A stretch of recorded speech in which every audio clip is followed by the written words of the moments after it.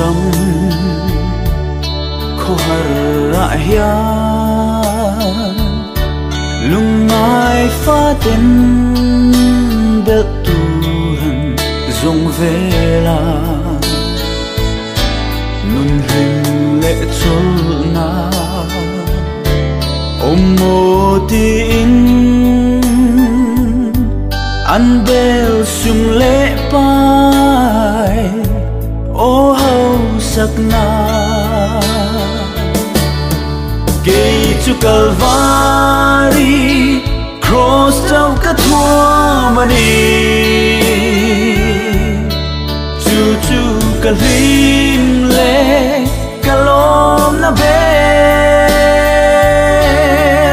o Calvary cross ka thuam pham kim mini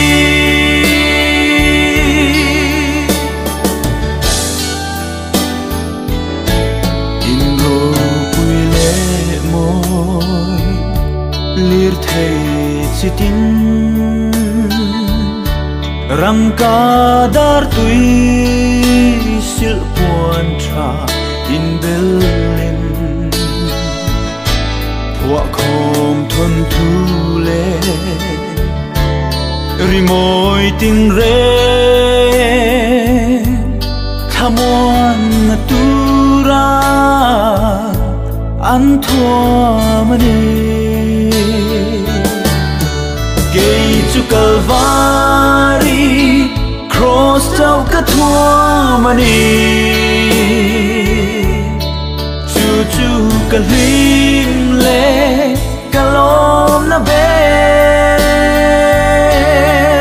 o Calvary cross ka thuam pham kim mini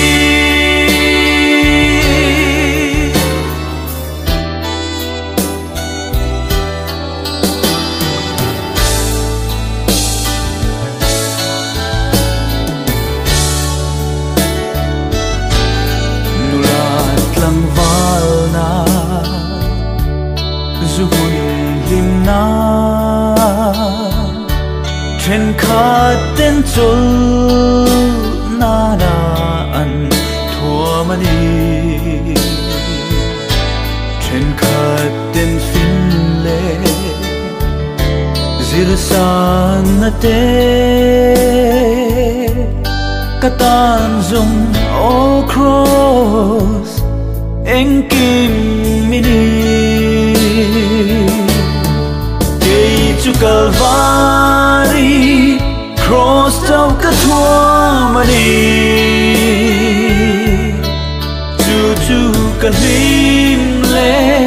ka lom na bel o Calvary cross ka thuam pham kim mini o Calvary cross ka thuam pham kim